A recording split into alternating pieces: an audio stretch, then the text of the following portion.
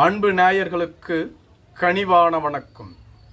பாமகவை கைப்பற்ற தேர்தல் ஆணையத்தை அணுகும் அன்புமணி. அன்புமணிக்கு ஆலோசனைகளை கூறுவது பண்ருட்டி ராமச்சந்திரனா. பாட்டாளி மக்கள் கட்சியில் உட்கட்சி குழப்பம் தலைதூக்கி நடைபெற்று வருகிறது. அன்புமணி ராமதாஸுக்கும் நிறுவன தலைவர் ராமதாஸுக்கும் இடையே கடுமையான மோதல் நடைபெற்று வருகிறது. இருவரும் ஒருங்கிணைய வேண்டும் என கட்சியினரும் மூத்த தலைவர்களும் விரும்பியும் கூட அது நடைபெறாமலேயே இருந்து வருகிறது. மாற்றுக் கட்சியைச் சேர்ந்த பாட்டாளி மக்கள் கட்சிக்கு எதிரி கட்சியாக இருக்கக்கூடிய திருமாவளவன் கூட அன்புமணி ராமதாஸ் தந்தையோடு சமாதானமாக வேண்டும் என கூறி வருகிறார். இதுபோன்ற சூழ்நிலையில்தான் பாட்டாளி மக்கள் கட்சியை எப்படியேனும் கைப்பற்றிவிட வேண்டும் என்ற நோக்கில் அன்புமணி ராமதாஸ் டெல்லி சென்று தேர்தல் ஆணையத்தில் முறையிட உள்ளதாக கூறப்படுகிறது. பொதுக்குழுவால் முறைப்படி 2022ஆம் ஆண்டு அன்புமணி ராமதாஸ் பாட்டாளி மக்கள் கட்சியின் தலைவராக தேர்ந்தெடுக்கப்பட்டு விட்டார். எனவே அவர்தான் தற்பொழுது வரையிலும் தலைவர். அவரது பதவிக்காலம் சென்ற மாதம் 22ஆம் தேதியோடு நிறைவு பெற்றுவிட்டது என்று கூறினாலும் கூட அதன் பின்பு முறையாக பொதுக்குழுவை கூட்டி வேறு தலைவரை தேர்ந்தெடுத்திருக்க வேண்டும். இதுவரையிலும் அவ்வாறு செய்யவில்லை.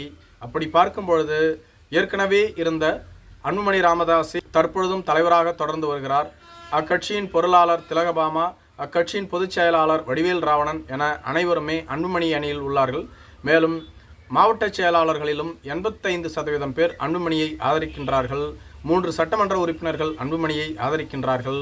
இப்படி ஒட்டுமொத்த கட்சியுமே அன்புமணியின் கட்டுப்பாட்டில் இருந்தாலும் கூட பாட்டாளி மக்கள் கட்சியின் மூத்த நிர்வாகிகள், முக்கியமான நிர்வாகிகள், ஒரு சில மாவட்ட செயலாளர்கள், பாட்டாளி மக்கள் கட்சியின் தாய் அமைப்பான வன்னியர் சங்கத்தின் 95% நிர்வாகிகள் என அனைவருமே ராமதாஸ் அணியில் உள்ளார்கள்.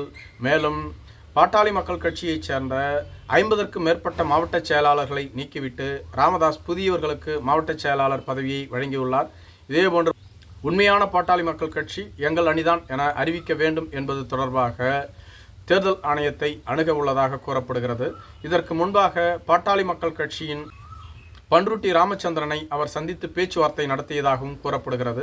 இவர் திமுகவிலிருந்து பின்பு அதிமுகவிற்கு சென்று எம்ஜிஆர் அவர்களின் தீவிர விசுவாசியாக இருந்தார். எம்ஜிஆர் அமைச்சரவையில் அமைச்சராக தொடர்ந்தவர். ஒரு காலத்தில் எம்ஜிஆருக்கு அடுத்து இவர்தான் என்று கூறப்படும் நிலையில் இவர் மிகப்பெரிய பொறுப்புகளை வகித்துள்ளார். எம்ஜிஆர் மறைவிற்கு பின்பு இவர் அதிமுகவிலிருந்து விலகி பாட்டாளி மக்கள் கட்சியில் இணைந்தார். பாட்டாளி மக்கள் கட்சியின் முதல் சட்டமன்ற உறுப்பினர் இவர்தான். பண்ருட்டி தொகுதியில் யானை சின்னத்தில் போட்டியிட்டு வெற்றி பெற்றிருந்தார். பின்பு ராமதாஸுக்கும் இவருக்கும் ஏற்பட்ட மனக்கசப்பினால் அக்கட்சியிலிருந்து வெளியேறிவிட்டார். அதன் பின்பு தேமுதிக, அதிமுக, தற்பொழுது ஓபிஎஸ் அணி என தொடர்ந்து அவரது அரசியல் பாதை வெவ்வேறு விதமாக சென்று கொண்டிருக்கிறது. ஆனால் இவருக்கு அரசியல் சாணக்கியத்தனம் உள்ளது. இவர் பல்வேறு அரசியல்வாதிகளை நல்வழிப்படுத்தியுள்ளார்.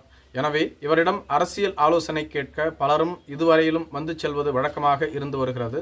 அதன் அடிப்படையில் அன்புமணி ராமதாஸும் அவரிடம் ஆலோசனை கேட்டதாகவும், தேர்தல் ஆணையத்தில் என்னென்ன கருத்துக்களை முன்வைக்க வேண்டும், எந்தெந்த கருத்துக்களை முன்வைக்கக்கூடாது என்பது போன்ற ஆலோசனைகளை அவர் வழங்கியுள்ளதாகவும் கூறப்படுகிறது.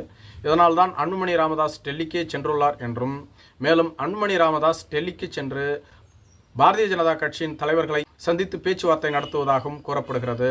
பாரதிய ஜனதா கட்சி மத்தியில் ஆளும் கட்சி. இவர்களது முழு ஆதரவு அன்புமணிக்கு உள்ளது. எனவே அன்புமணிக்கு கட்சி செல்லும்.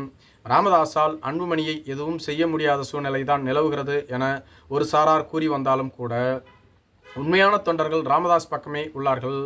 ராமதாஸ் அணிதான் உண்மையான அணி, அன்புமணி அணி உண்மையான அணி இல்லை என்று பாட்டாளி மக்கள் கட்சியின் சட்டமன்ற உறுப்பினர் எம்எல்ஏ அருள் போன்றவர்கள் தொடர்ந்து இவ்வாறு கூறி வருகிறார்கள். பாட்டாளி மக்கள் கட்சியின் உட்கட்சி பிரச்சினை மிக விரைவில் முடிவுக்கு வர வேண்டும் என்பதே அனைவரது ஆவலாக இருந்து வருகிறது. நன்றி.